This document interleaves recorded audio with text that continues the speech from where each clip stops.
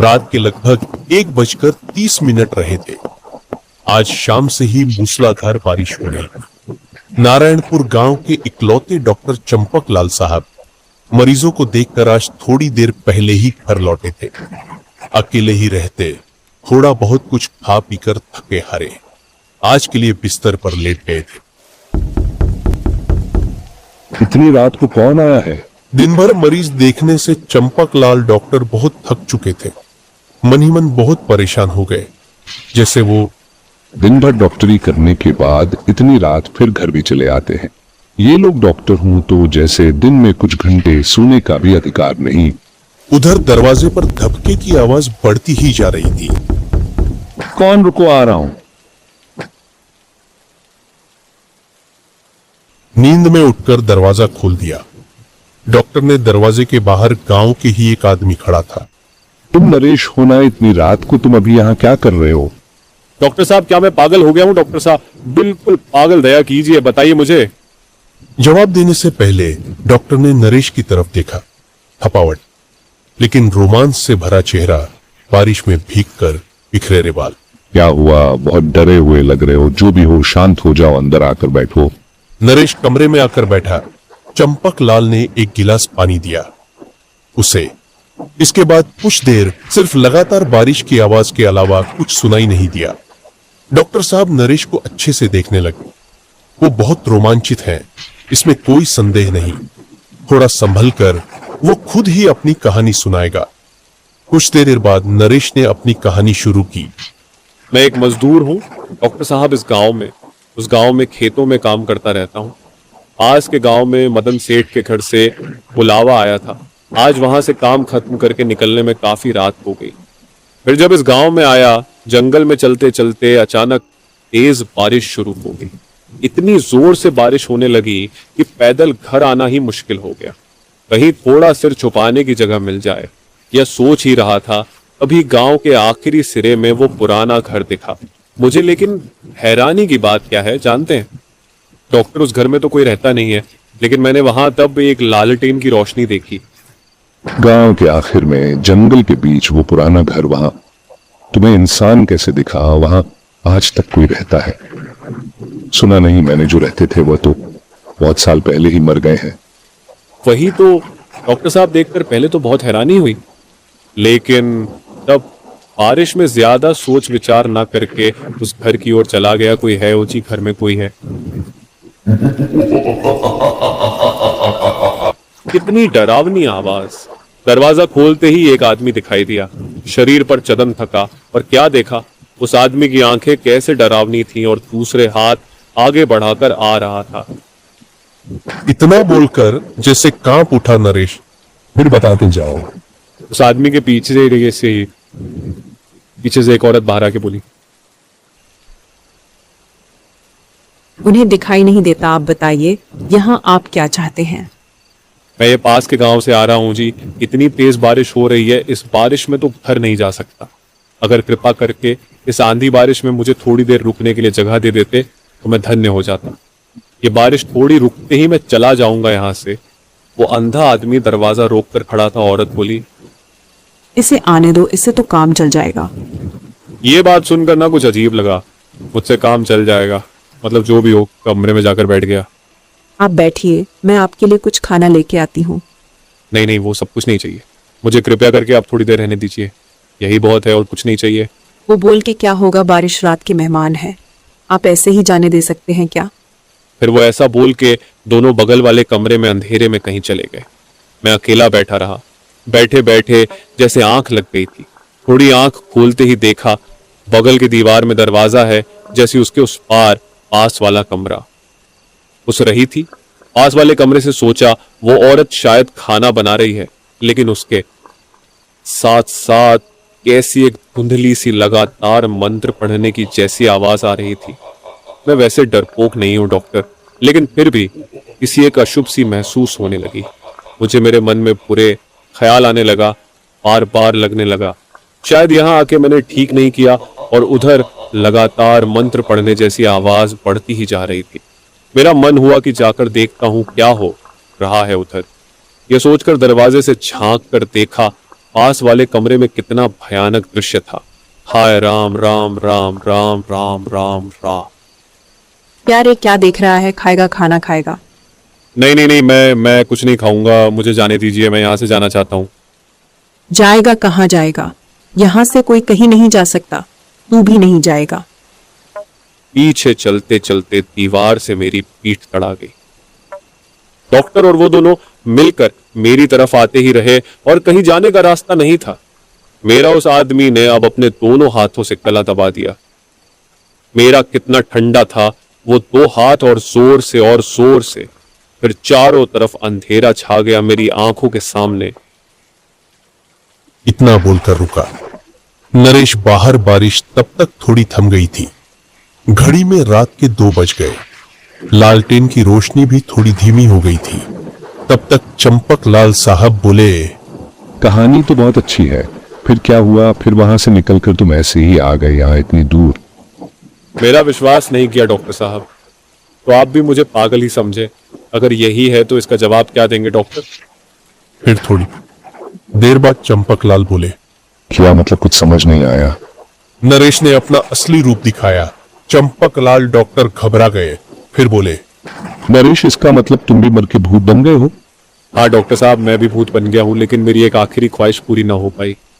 किया है तुम्हारी आखिरी ख्वाहिश? बोलो, मैं तुम्हारी जरूर मदद करूंगा।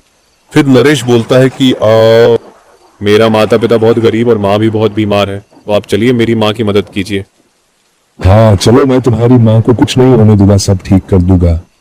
फिर नरेश और चंपक लाल डॉक्टर चल पड़े नरेश के घर उसकी माँ का इलाज करने। नरेश, तुम्हारी माँ को क्या बीमारी है? डॉक्टर साहब, मेरी माँ को सर्दी और बुखार बहुत तेज है। फिर वो दोनों जंगल के रास्ते से जाने लगते हैं। तभी चंपक लाल बोलते हैं, नरेश, तुम्हारा घर और कितना दूर है?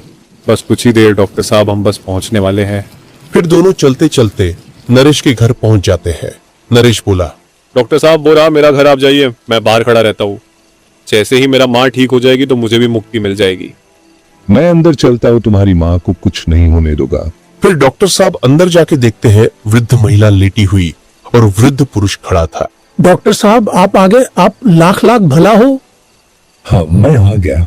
अभी तुम्हारी बीवी दवाएं और इंजेक्शन दे देता हूँ। फिर डॉक्टर साहब दवाएं और इंजेक्शन दे देते हैं और नरेश की माँ ठीक हो जाती है। लेकिन डॉक्टर साहब आपको किसने बताया कि मेरी बीवी बीमार है, और रास्ता आपको किसने बताया, और आपको यहाँ कौन लेके आया? तुम्हारे बेटे ने बताया मुझे। वो मर गया है, लेकिन अभी अपनी माँ का बचाने के लिए वो मर के भी वापस भूत बन के आया, अपनी माँ को बचाने के लिए। क्या बोल रहे हैं तुम? मेरा बेटा मर गया है? मेरा बेटा काम करने गया था, वो तब से कभी आया नहीं, और मेरे बेटे की वजह से ही मेरी बीवी को बुखार और सर्दी हो गई।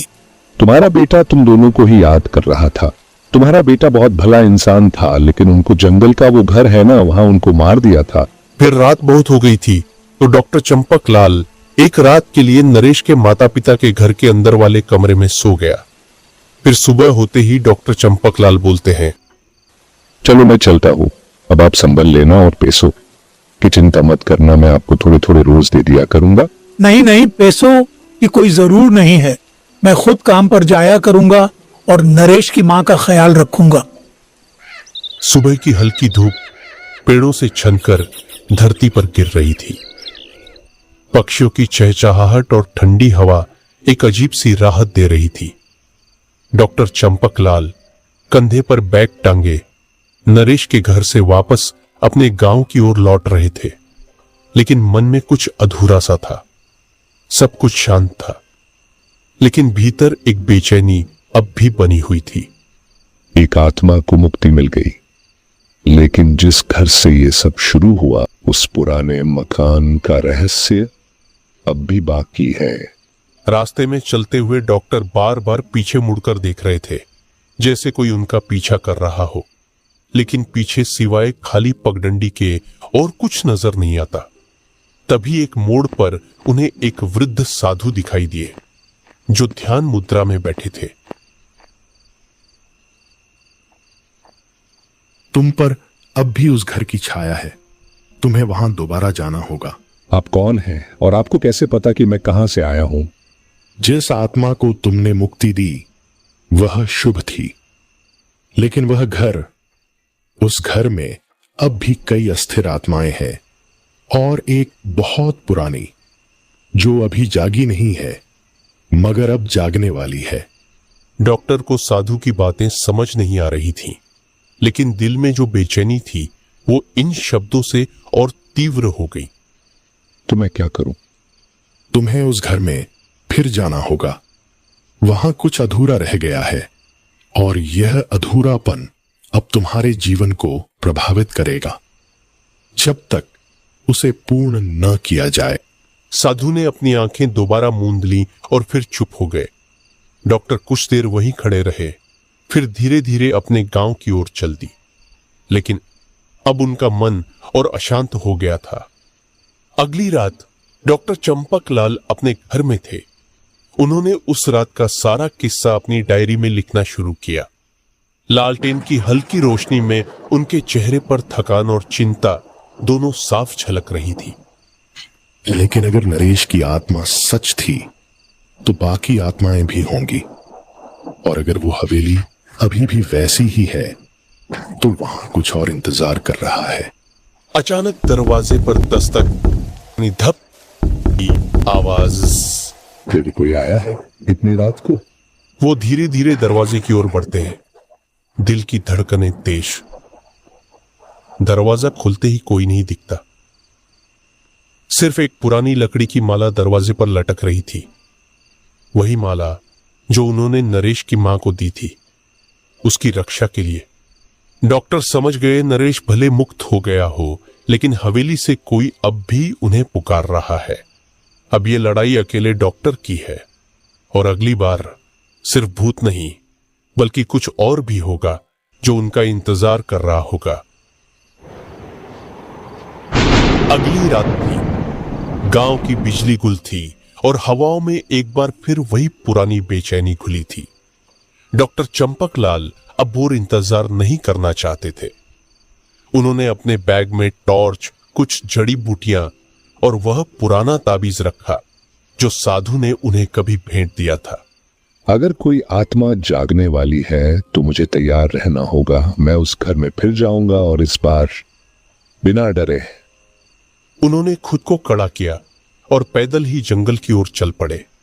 रास्ता वैसा ही था, सुनसान, अंधेरा और रहस्यमय। एक एक कदम जैसे किसी अनजाने अतीत की ओर ले जा रहा था। करीब 1 घंटे के सफर के बाद वही पुरानी हवेली सामने थी। बाहर से टूटी हुई दीवारें, जंग लगे गेट और खिड़कियों से झांकता अंधेरा। लेकिन आज वहां हल्की सी रोशनी थी, जैसे किसी ने अंदर दिया जलाया हो। कौन हो सकता है इतनी रात को इस वीरान हवेली में? या फिर? उन्होंने धीरे से दरवाजा धक्का दिया। चर्रर की आवाज के साथ दरवाजा खुला। भीतर घुप्प अंधेरा था, लेकिन हवा भारी थी, जैसे किसी की सांसें चल रही हों। अचानक पीछे से वही साधु प्रकट हुए जिनसे डॉक्टर ने रास्ते में मुलाकात की थी। तुमने ठीक किया लौट कर आकर, लेकिन जो आत्मा यहां जागने वाली है वो पहले जैसी नहीं। ये एक रक्षक आत्मा थी जो अब रक्षक नहीं रही। ये अब शापित है। शापित? क्यों? क्या हुआ था यहाँ? साधु ने अपनी उंगली हवेली की दीवारों की ओर उठाई। दीवारों पर अब लाल रंग से लिखे कुछ संस्कृत श्लोक उभर आए थे। डॉक्टर उन्हें पढ़ नहीं सके, लेकिन उनके अक्षरों से जैसे धुआं उठ रहा था। इस हवेली में सालों पहले एक पुजारी रहा करता था, लेकिन जब गांव वालों ने उस पर तंत्र क्रिया का आरोप लगाया तो उसे जिंदा जला दिया गया। उस दिन से उसकी आत्मा इस घर में कैद है। लेकिन आज की रात वही तिथि है। आज वो जागेगा और बदला लेगा। तभी एक जोर की हवा चली और हवेली का दरवाजा खुद ब खुद बंद हो गया।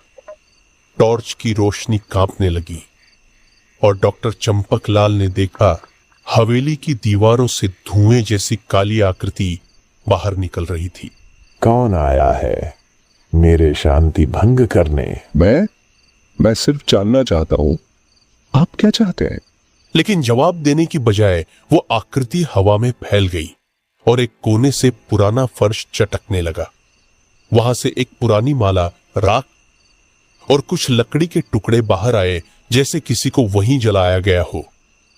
अब समय नहीं बचा, या तो इसे शांति दो या ये पूरा गांव शापित होगा। डॉक्टर ने झट से अपना ताबीज निकाला, माला उस पर लपेटी और जड़ी बूटियां जलाकर धूप के रूप में हवा में छोड़ दी। कमरे में धुआं भर गया और फिर अचानक सन्नाटा। धुआं धीरे धीरे कम होने लगा। वह आकृति एक बूढ़े पुजारी का रूप ले चुकी थी, जो अब शांत आंखों से डॉक्टर को देख रहा था। मुझे जला दिया गया बिना दोष, अब बस शांति चाहिए। मैं वचन देता हूं, आपके लिए गांव में सच्ची प्रायश्चित पूजा करवाई जाएगी। आपकी आत्मा को मुक्ति मिलेगी। पुजारी की आंखों से एक बूंद अश्रु टपका और फिर वो आकृति हवा में समा गई। हवेली की दीवारें फिर वैसी ही शांत हो गईं। तुमने आज एक शाप को रोका है, लेकिन याद रखना, जहां अतीत अधूरा हो वहां अंधकार कभी पूरी तरह खत्म नहीं होता।